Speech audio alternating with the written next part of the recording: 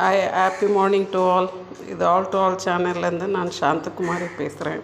இன்றைக்கி mutton Cola உருண்டை குழம்பு எப்படி செய்கிறதுன்னு சொல்லி தரப்போகிறேன். இது மட்டன் கறி கொஞ்சம் கொழுப்பு இல்லாமல் கொஞ்சம் நரம்பெல்லாம் இல்லாமல் வாங்கிட்டு நல்லா ஒரு 3-4 வாட்டி கழுவிட்டு இதை நம்ம கொஞ்சம் மிக்சிலையா இல்லை அந்த கைமா மேக்கர்லையா போட்டு அதை நல்லா கைமா பண்ணி வச்சுருக்கேன். அதுக்கடுத்து அதுக்கு தேவையான பொருள் இது பொரிக்கடலை சட்னிக்கு போடுற பொரிக்கடலையை ஒரு கப்பு பவுட்ரு பண்ணி வச்சுருக்கேன். ஒரு 50 கிராம் அளவு. நெக்ஸ்ட்டு மல்லி செடி, மிளகாத்தூள், மஞ்சத்தூள், இஞ்சி பூண்டு பேஸ்ட்டு, தனியாத்தூள், உப்பு. இதை எப்படி மிக்ஸ் பண்ணுறதுன்னுட்டு பார்க்கலாம். ஒரு பெரிய பவுல் எடுத்துகிட்டு இந்த மட்டனை ஃபஸ்ட்டு போட்டுடலாம்.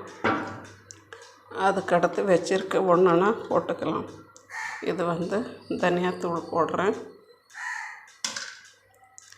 இது பொரிக்கடலை மாவு எதுக்கு போடுறோன்னாக்கா அந்த பைண்டிங்க்காக போடுறது. இதை நம்மளுக்கு அது எவ்வளோ தேவைப்படுதோ அவ்வளோ போட்டுக்கலாம். இப்போ இது இஞ்சி பூண்டு பேஸ்ட்டு,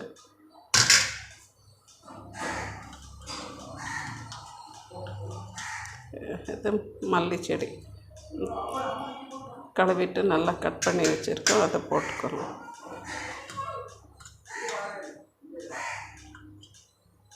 அடுத்து ஒரு ஸ்பூனு மிளகாத்தூள்,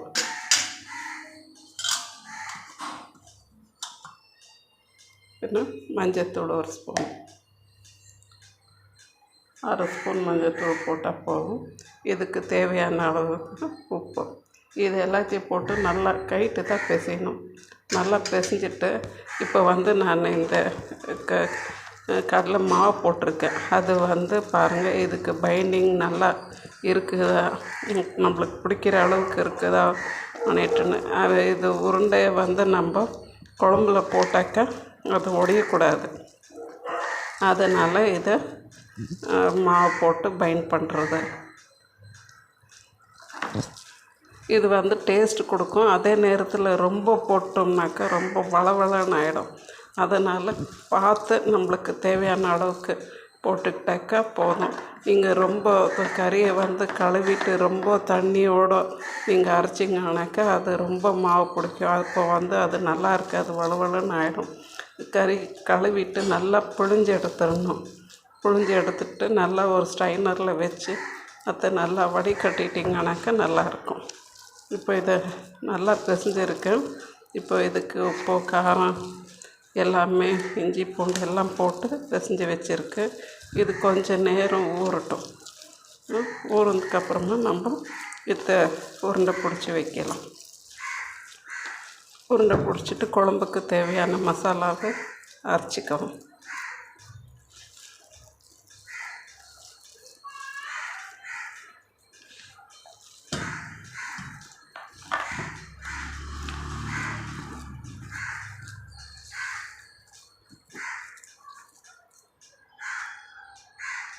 பாருங்கள், குழம்புக்கு தேவையான மசாலா கொஞ்சம் தேங்காய், சோம்பு, தக்காளி, இஞ்சி பூண்டு பேஸ்ட்டு. ஃபஸ்ட்டு அதை இருக்கிறத உருண்டை பிடிச்சிட்டு இப்போ இந்த மசாலாவை நல்லா அரைச்சிட்டு எப்படி செய்கிறதுன்னு பார்க்கலாம். இப்போ பாருங்கள், நான் ஸ்டவ் பற்ற வச்சு கடாய் வச்சுருக்கேன். இந்த கறியை நல்லா சின்னதாக நம்மளுக்கு தேவையான அளவுக்கு மீடியம் சைஸில் உருண்டை பிடிச்சி வச்சுருக்கேன். ஓகேவா?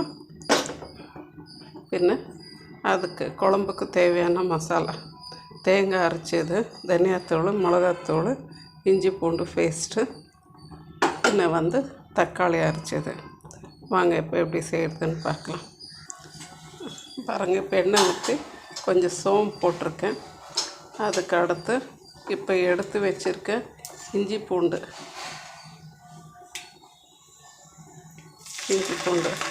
போட்டுக்கலாம். ஒவ்வொரு மசாலாவாக கொஞ்சம் இஞ்சி பூண்டு அந்த பச்சை வாசனை போகிற அளவுக்கு அதை வதக்கணும். இப்போ தேங்காய் போட்டிருக்கேன். கொஞ்சம் கொஞ்சமாக தேங்காயும் போட்டு இதையும் அந்த எண்ணெயிலேயே கொஞ்சம் வதக்கி கொடுத்துடலாம். இந்த மசாலாங்கெல்லாம் நல்லா வதக்கியாச்சுனாக்கா குழம்பு வந்து நல்லா டேஸ்ட்டாக இருக்கும், அந்த பச்சை வாசனை இருக்காது. அதே நேரத்தில் பார்த்திங்கனாக்கா இப்போ காலையில் செஞ்சுட்டு நம்ம சாயந்தரம் வரைக்கும் கூட இதை சூடு பண்ணாமல் இருந்தாலும் குழம்பு வந்து கெட்டு போகாது. தேங்காய் போட்டிருக்கோன்றதுனால கெட்டு போகுன்ற ஒரு பயம் தேவையில்லை. இப்போ இதுக்கு தேவையான மிளகாத்தூள் 1 ஸ்பூன் போட்டிருக்கேன்,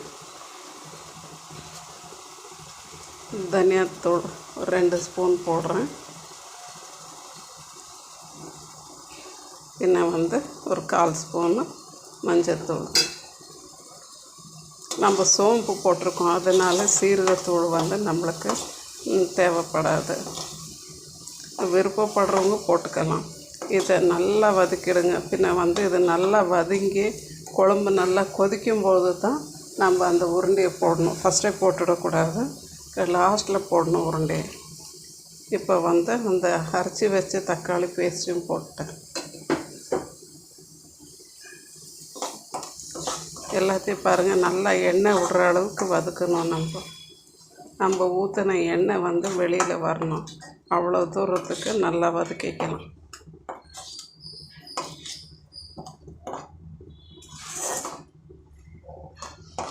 இது வந்து வெறும் கறி செய்யும்போது அது கொஞ்சம் சப்புன்னு இருக்கும்.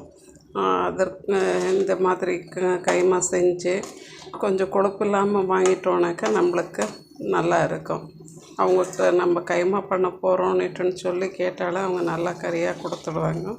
கொண்டு வந்து நல்லா ஒரு 3-4 வாட்டி கழுவிட்டு சுத்தமாக தண்ணி இல்லாமல் வடித்து எடுத்துட்டு அதுக்கப்புறமா உருண்டை பிடிச்சோன்னாக்கா நம்மளுக்கு அந்த உருண்டை ஒடியாது. கொழுப்பு கறியில் கொழுப்பு இருந்தாலும் உடஞ்சிடும். பாருங்கள், இப்போ இதுக்கு வேணுன்ற அளவுக்கு தண்ணி ஊற்றியாச்சு. என்னன்னாக்கா நம்ம அந்த உருண்டையில் கொஞ்சம் அந்த பொரிக்கடலை போட்டிருக்கறதுனால அந்த உருண்டை வேகும்போது இந்த குழம்பு வந்து தானாகவே திக்காயிடும். அதனால் இந்த அளவுக்கு தண்ணி இருந்தால் போதும். இப்போ உப்பு போட்டு நல்லா மூடி கொதிக்க விட்டுடுவோம். குழம்பு நல்லா கொதிக்கணும். கொதிக்கும்போது தான் நம்ம வந்து அந்த உருண்டையை போடணும். இதுக்கு தேவையான நான் கல் உப்பு யூஸ் பண்ணுறேன், உங்களுக்கு தேவையான அளவுக்கு போட்டுக்கோங்க. இப்போ நல்லா கொதிக்கட்டும். இது சுற்றி கொதிக்குது, நடுவுலையும் கொதிக்கணும். எவ்வளோ கொதிக்குதோ அவ்வளவா நல்லாயிருக்கும். பாருங்கள், இப்போ நல்லா கொதிக்குது. இப்போ வந்து நம்ம பிடிச்சி வச்சுருக்க உருண்டை ஒன்றுனா இதில் போட்டுடலாம். போட்டுட்டு ஒரு 5 நிமிஷம் விட்டுறணும். கண்டிப்பாக இது வந்து நம்ம கறி வந்து அவிச்சு இல்லை, அதனால் இது பச்சை கறியாக இருக்குது. ஸோ அதை ஒரு 15 to 20 மினிட்ஸ் நல்லா வேகட்டோன்னிட்டுன்னு விட்டுறணும். தொடக்கூடாது. தொட்டோன்னாக்கா அந்த கரண்டி பட்டுச்சுனால அந்த உருண்டைங்க வந்து உடஞ்சிடும். அதனால் அந்த பார்த்து ஒன்று ஒவ்வொரு சைடு அதை முங்குறாப்பில் போட்டு விட்டுடுங்க. அதை ஒன்றும் தொடாதீங்க. அது கொதித்து அது வெந்து ஒரு 20 நிமிஷம் கண்டிப்பாக அது கொதிக்கணும்.